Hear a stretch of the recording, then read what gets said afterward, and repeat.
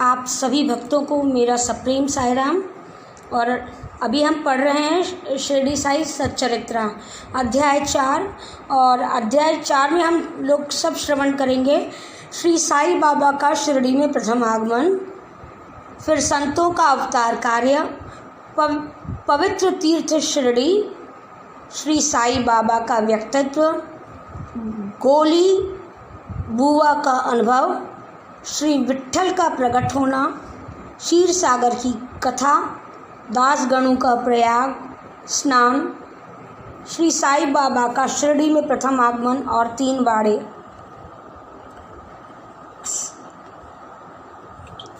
संत का अवतार कार्य।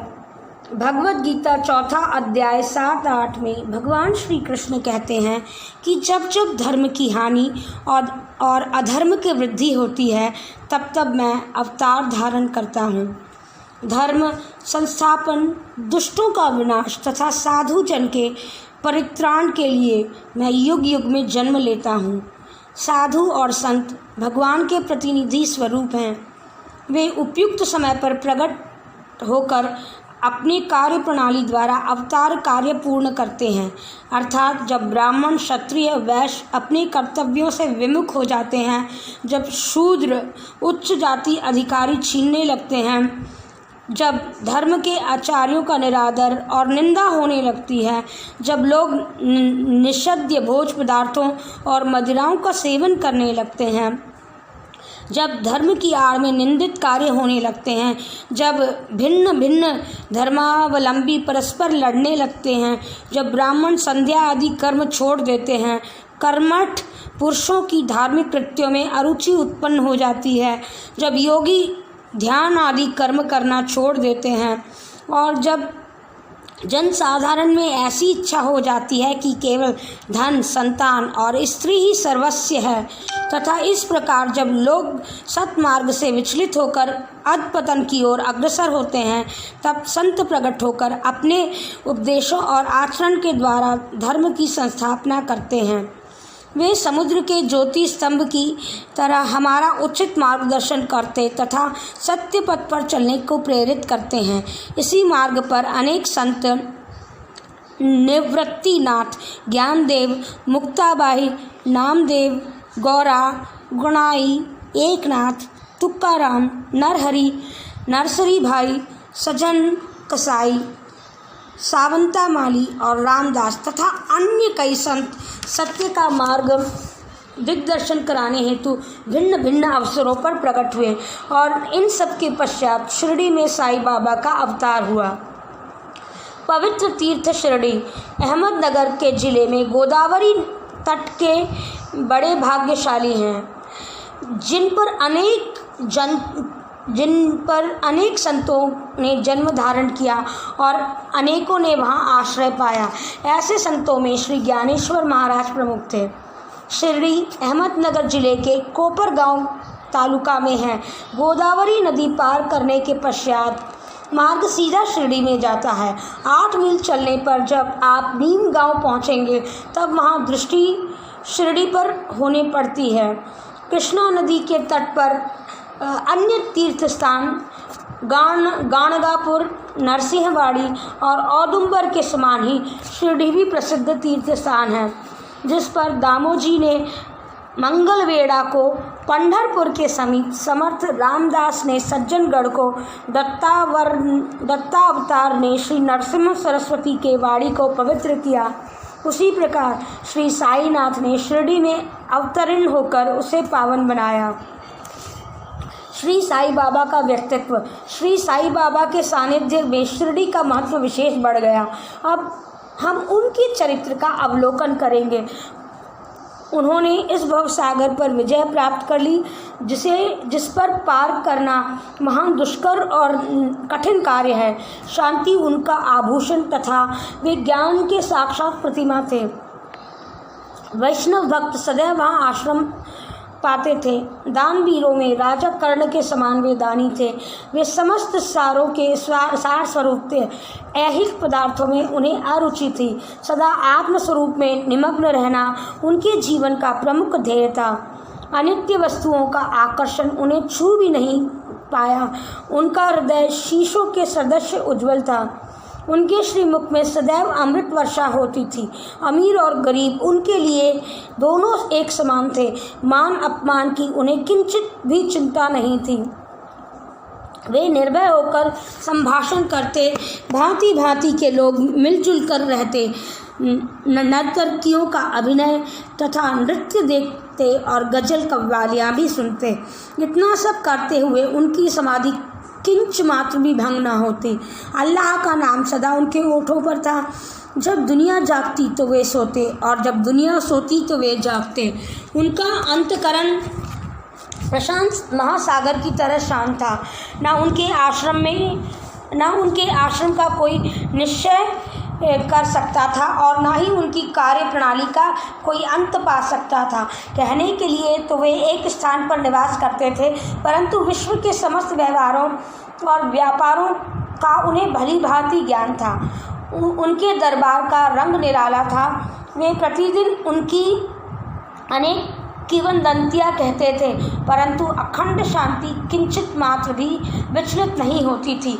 वे सदा मस्जिद की दीवार पर सहारे पर बैठे रहते तथा प्रातः, मध्याह्न और सायंकाल लेंडी और चावड़ी की ओर वायु सेवन करते थे। सदा आत्मस्थित में रहते थे। स्वतः सिद्ध होकर भी वे साधकों के समान आचरण करते थे। वे विनम्र, दयालु तथा अभिमान रहित थे। उन्होंने सबको सदा सुख पहुंचाया। ऐसे थे श्री साईं बाबा, जिनके श्री चरणों का स्पर्श कर शिरडी पावन बन गई। उसका महत्व असाधारण हो गया। जिस प्रकार ज्ञानेश्वर ने आलंदी और एकनाथ ने पैठण का उत्थान किया, वही गति श्री साईं बाबा की शिरडी को प्राप्त हुई। शिरडी के फूल, पत्ते, कंकड़ और पत्थर भी धन्य थे, जिन्होंने श्री साईं चरणाम्बुजों का चुंबन तथा उनके चरण रज मस्तक पर धारण करके सौभाग्य प्राप्त किया। भक्तगण को शिरडी एक दूसरा पंढरपुर, जगन्नाथपुरी, द्वारका, बनारस, काशी, महाकालेश्वर तथा गोकर्ण महाबलेश्वर बन गई। श्री साईं का दर्शन करना ही भक्तों का वेद मंत्र था, जिसके परिणाम स्वरूप आसक्ति घटी और आत्मदर्शन का पथ सुगम होता था। उनका श्री दर्शन ही योग साधन था और उनसे वार्तालाप करने से समस्त पाप नष्ट हो जाते थे। उनका पाद सेवन करना और उनसे वार्तालाप करने से समस्त पाप नष्ट हो जाते थे। उनका पाद सेवन करना ही त्रिवेणी प्रयाग के समान था और चरणामृत पान करने से मात्र सारी इच्छाओं की तृप्ति हो जाती थी। उनकी आज्ञा के लिए वैद सदृश थी। प्रसाद उदी ग्रहण करने से चित्त की शुद्धि होती थी।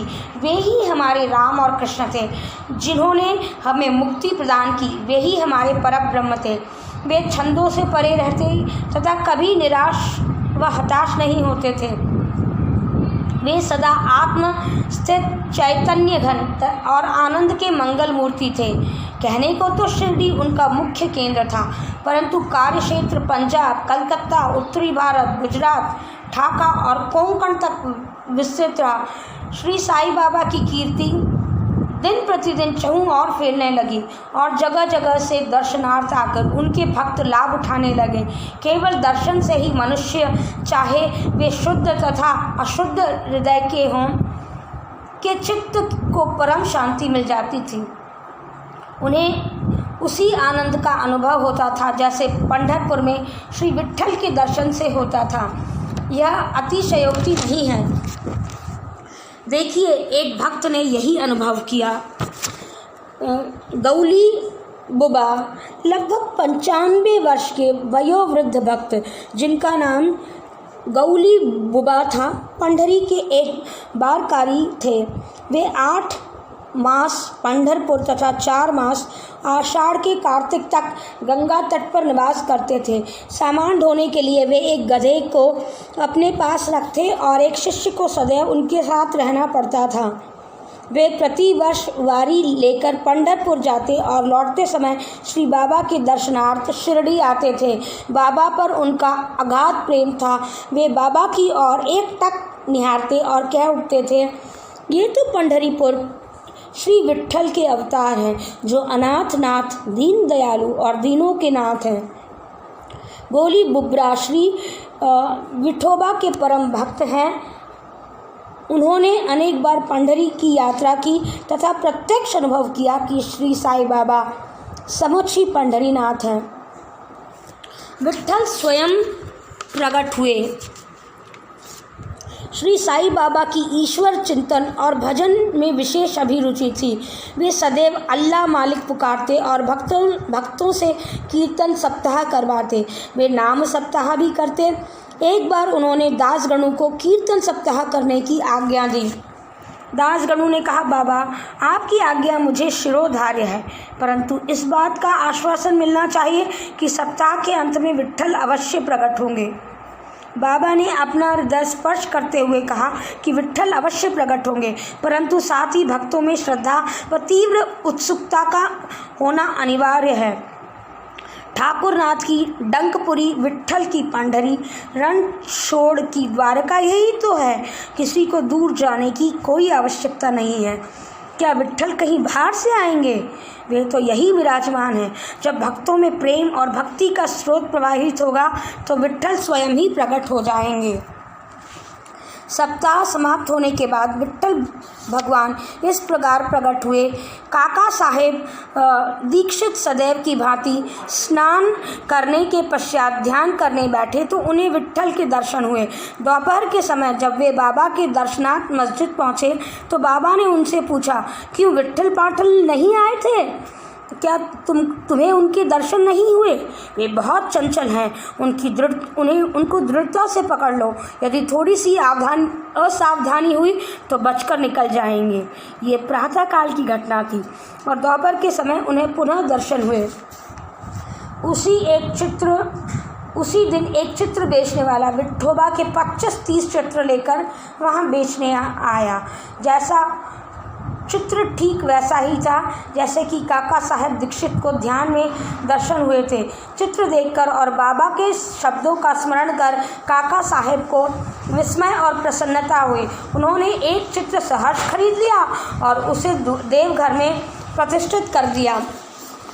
ताता ठाणा के अवकाश प्राप्त मामलतदार श्री वी देव ने अपने अनुसंधान के द्वारा यह प्रमाणित कर दिया कि शिरडी पंढरपुर की परिधि में आती है। दक्षिण में पंढरपुर श्री कृष्ण का प्रसिद्ध स्थान है, अतः शिरडी ही द्वारका है। साई लीला पत्रिका भाग 12 और 1, 2, 3 के अनुसार द्वारका की एक व्याख्या सुनने में आई है कि के नारायण अय्यर द्वारा लिखित भारतवर्ष की स्थायी इतिहास में स्कंद पुराण भाग 2 पृष्ठ 90 में उद्धृत की गई है। वह इस प्रकार है, चतुर्वर्णामपि वर्गाणां यत्र द्वाराणि सर्वत्र अतो द्वारतावती युक्ता विविधा भस्त वादा भी। जो स्थान चारों वर्णों में लोगों को धर्म, अर्थ, काम और मोक्ष के लिए सुलभ हो, दार्शनिक लोग उसको द्वारका कहते हैं। शिरडी में बाबा की मस्जिद केवल चारों वर्णों के लिए नहीं अपितु दलित, अस्पृश्य एवं भागोजी, शिंदे जैसी कोड़ी आदि सबके लिए खुली है। अतः शिरडी को द्वारका कहना सर्वदा उचित है। भगवंत राव क्षीरसागर की कथा। श्री विट्ठल पूजन में बाबा को कितनी रुचि थी यह भगवंत राव क्षीरसागर की कथा से स्पष्ट हो जाता है। भगवंत राव के पिता विठोबा के परम भक्त थे, जो प्रतिवर्ष पंढरपुर को वारी लेकर जाते थे। उनके घर में विठोबा की एक मूर्ति थी जिसकी वे नित्य प्रति पूजा करते थे। उनकी मृत्यु के पश्चात उनके पुत्र भगवंत राव ने वारी, पूजन, श्राद्ध इत्यादि समस्त कर्म करना छोड़ दिया। जब भगवंत राव शिरडी आए तो बाबा उन्हें देखते ही कहने लगे, इनके पिता मेरे परम मित्र हैं, इसी कारण मैंने उन्हें बुलाया। इन्होंने कभी नैवेद्य अर्पण नहीं किया तथा मुझे विठ्ठोबा को भूखों मारा है। इसीलिए मैं इन्हें यहाँ आने को प्रेरित किया। जब मैं इन्हें हठपूर्वक पूजा में लगा दूंगा। दासगणों का प्रयाग स्नान। गंगा और यमुना नदी के संगम का प्रयाग प्रसिद्ध पवित्र तीर्थ स्थान है। हिंदुओं की ऐसी भावना है कि वहाँ स्नान आदि करके समस्त पाप नष्ट हो जाते हैं। इसी कारण प्रत्येक पर्व को सहस्रों भक्तगण वहाँ आते हैं और स्नान का लाभ उठाते हैं। एक बार दासगणों ने भी वहीं जाकर स्नान करने का निश्चय किया। इस विचार से बाबा से आज्ञा लेकर उनके पास आए। बाबा ने कहा, इतनी दूर व्यर्थ भटकने की क्या आवश्यकता है? अपना प्रयाग तो यही है, मुझ पर विश्वास करो। आश्चर्य, महान आश्चर्य। जैसे ही दासगणु बाबा के चरणों पर नतमस्तक हुए तो बाबा के चरणों में गंगा यमुना की धारा वेग से प्रवाहित होने लगी। यह चमत्कार देखकर दासगणों का प्रेम और भक्ति उमड़ पड़ी। आंखों में अश्रुओं की धारा बहने लगी। उन्होंने अंत स्फूर्ति हुई और उनके मुख पर श्री साईं बाबा की स्तोत्र सवनी स्वतः प्रभावित होने लगी। श्री साईं बाबा का शिरडी में प्रथम आगमन। और श्री साईं बाबा के पिता माता, उनके जन्म और जन्म स्थान का किसी को भी ज्ञान नहीं था। इस संबंध में छानबीन की गई। बाबा से तथा अन्य लोगों से किसी विषय में पूछताछ की गई, परंतु कोई संतोषप्रद उत्तर तथा सूत्र हाथ न लग सका। यथार्थ में हम लोग इस विषय में से सर्वथा अनभिज्ञ थे। नामदेव कबीरदास जी का जन्म अन्य लोगों की भांति नहीं हुआ था। वे बाल रूप में प्रकृति की गोद में पाए गए। नामदेव भीमरथी नदी के तीर और गोनाई और कबीर भागीरथी नदी के तीर्थ पर तमाल को पड़े हुए मिले थे। और ऐसा ही श्री साईं बाबा के संबंध में भी था। वे शिरडी में नीम वृक्ष के तले 16 वर्ष की तरुणावस्था में स्वयं भक्तों के कल्याणार्थ प्रकट हुए थे। उस समय भी वे पूर्ण ब्रह्मज्ञानी प्रतीत हो रहे थे। स्वप्न में भी उनको किसी लौकिक पदार्थ की इच्छा नहीं थी। उन्होंने माया को ठुकरा दिया था। मुक्ति उनके चरणों में लौटती थी। शिरडी ग्राम एक वृद्ध स्त्री नाना चौबदार की माँ ने उनका वर्णन इस प्रकार किया। एक तरुण, स्वस्थ, फुर्तीला, अति रूपवान बालक सर्वप्रथम नीम वृक्ष के नीचे समाधि में लीन पड़ा। सर्दी व गर्मी की उन्हें किंचित मात्र भी चिंता नहीं थी। उनकी इतनी अल्प आयु में इस प्रकार का कठिन तपस्या करते देख लोग महान आश्चर्य में पड़ गए। दिन में वे किसी को भी भेंट नहीं करते, रात्रि में निर्भय होकर एकांत में घूमते थे। लोग आश्चर्यचकित होकर पूछते फिरते कि इस युवक का आगमन कहाँ से हुआ। उनकी बनावट तथा आकृति इतनी सुंदर थी कि एक बार देखने मात्र से लोग आकर्षित हो जाते थे। वे सदा नीम के वृक्ष के नीचे बैठे रहते थे और किसी के द्वार पर ना जाते थे। यद्यपि देखने में युवक प्रतीत होते थे, परंतु उनका आचरण महात्माओं के सदृश था। वे त्याग और वैराग्य की साक्षात प्रतिमा थे। एक बार आश्चर्यजनक घटना हुई। एक भक्त को भगवान खंडोबा का संचार हुआ। लोगों की शंकाएं निवारणार्थ उसने प्रश्न किया कि हे देव, कृपया बतलाइए कि किस भाग्यशाली पिता की संतान है और इनका आगमन कहाँ से हुआ। भगवान खंडोबा ने एक कुदाली मंगवाई और एक निर्देश दिया कि खोदने पर संकेत किया। जब वह स्थान पूर्ण रूप से खोला गया तो वहाँ एक पत्थर के नीचे एक ईंट पाई गई। पत्थर को हटाते एक द्वार दिखा जहाँ पर 4 दीप जल रहे थे। उन दरवाज़ों का मार्ग एक गुफा की ओर जाता था, जहाँ गौमुखी की आकार की एक इमारत, लकड़ी के तख्ते, मालाएं आदि दिखाई पड़ी। भगवान खंडोबा कहने लगे, इस युवक का स्थान वह 12 वर्ष तपस्या की है। वह लोग युवक से प्रश्न करने लगे, परंतु उसने यह कहकर टाल दिया कि मेरे श्री गुरुदेव की पवित्र भूमि है, अतएव मेरा पूज्य स्थान है। तब लोगों ने उस द्वार को पूर्ववत बंद कर दिया। जिस प्रकार अश्वत्थ और औदुंबर वृक्ष पवित्र माने जाते हैं, उसी प्रकार बाबा ने भी इस वृक्ष को उतना ही भी पवित्र माना और प्रेम किया।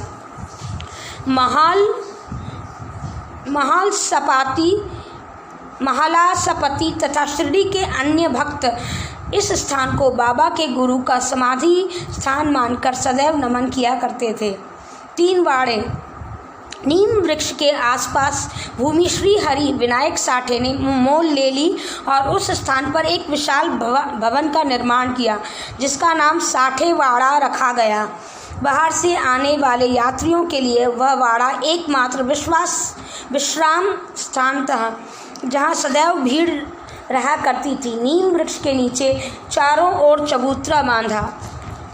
सीढ़ियों के नीचे दक्षिण की ओर एक छोटा सा मंदिर है, जहाँ भक्त चबूतरों के ऊपर उत्तराभिमुख होकर बैठते। ऐसा विश्वास किया जाता है कि भक्त गुरुवार तथा शुक्रवार की संध्या को वहाँ धूप, अगरबत्ती, सुगंधित पदार्थ जलाते हैं। वे ईश कृपा से सदैव सुखी होते हैं। यह वाड़ा पुराना तथा जीव वर्ण की स्थिति में था तथा इसके जीर्ण उद्धार की नितांत आवश्यकता थी, जो यह संस्थान द्वारा पूर्ण कर दी गई। कुछ समय के पश्चात एक दूसरे वाड़े का निर्माण हुआ, जिसका नाम दीक्षित वाड़ा रखा गया। काके साहेब दीक्षित कानूनी सलाहकार जब इंग्लैंड में थे, तब वहाँ उनकी किसी दुर्घटना में पैर में चोट आ गई। उनके अनेक उपचार किए गए, परंतु पैर अच्छा ना हो सका। नाना साहेब चांदोरकर ने उन्हें बाबा की कृपा प्राप्त करने का परामर्श दिया। उन्होंने सन 1909 में बाबा के दर्शन किए। उन्होंने बाबा से पैर के बदले मन की पंगुता दूर करने की प्रार्थना की। बाबा के दर्शन में उन्हें इतना सुख प्राप्त हुआ कि उन्होंने स्थायी रूप से शिरडी में रहना स्वीकार कर लिया और इस प्रकार उन्होंने अपने भक्तों के लिए एक बाड़े का निर्माण करवाया। भगवान शिलान्यास दिनांक 9/12/1910 को किया गया। इसी प्रकार अन्य दो विशेष घटनाएं घटित हुई। एक, श्री दादा साहेब खापड़े को घर वापसी लौटने की अनुमति प्राप्त हो गई और दूसरा, चावड़ी में रात्रि प्रारंभ कर दी गई। कुछ समय पश्चात बाड़ा संपूर्ण रूप से बन गया और रामनवमी 1911 के शुभ अवसर पर उसका यथाविधि उद्घाटन कर दिया गया। इसके बाद वह एक और बाड़ा मानो एक शाही भवन नागपुर के प्रसिद्ध श्रीमंत बूटी ने बनवाया। इस भवन के निर्माण में बहुत धनराशि लगाई। उनकी समस्त निधि सार्थक हो गई, क्योंकि बाबा का शरीर अब वहीं विश्रांति पा रहा है और फिलहाल वह समाधि मंदिर के नाम से विख्यात है। यह तीनों स्थान पर पहले एक बगीचा था, जिस पर बाबा स्वयं पौधे सींचते थे और उनकी देखभाल किया करते थे। जहाँ पहले ही छोटी सी कुटी भी नहीं थी, वहाँ 3 बाड़ों का निर्माण किया गया।